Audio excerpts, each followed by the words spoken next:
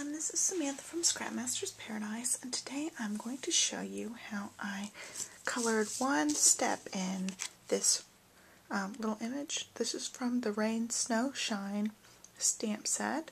So this is the snow one. It's got 3 images in it, and I colored her outfit in BG7 numbers, so they start with 7. And there's, I'll show you here on this chart. Okay, there's 70, 72, 75, and 78. And you'll notice 72, 75, and 78 are all really close together, and then 70 is really, really, really light. So, in order to get some sort of shading, you have to go down to this 72, which is significantly darker. And I was not wanting that dark of a part on my card for when I colored anything that was kind of supposed to be fluffy, and then her scarf. And so I am going to do a tip touch technique.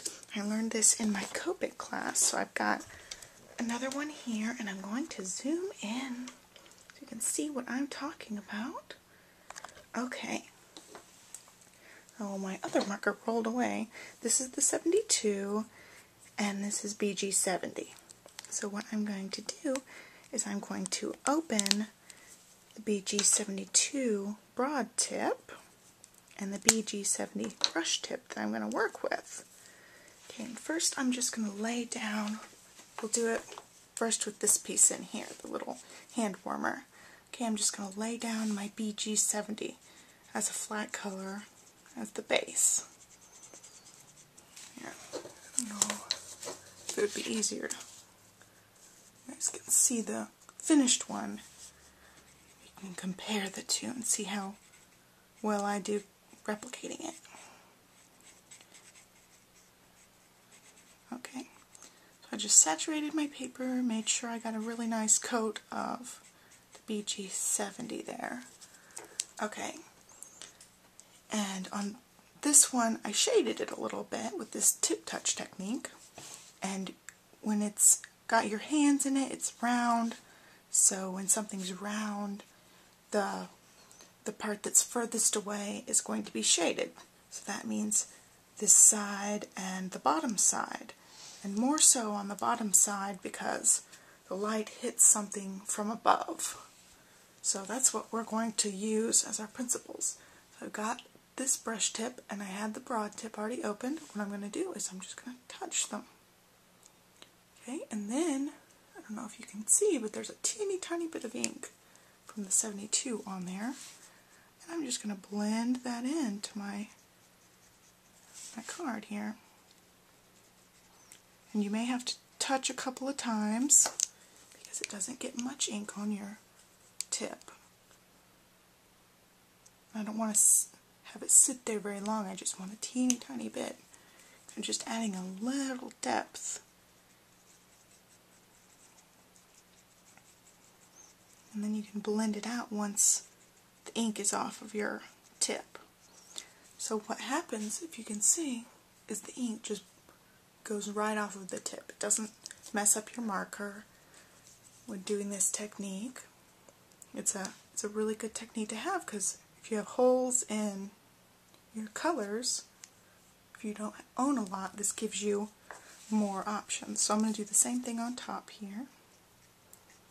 I think it's a wonderful technique, especially if you don't have very many markers. Okay, we'll make sure all the ink is, there's a little bit of ink left, so I'm going to rub it on my scrap paper a little bit. I want a clean marker, because then I'm going to blend in this middle part. Make sure we get those lines going away.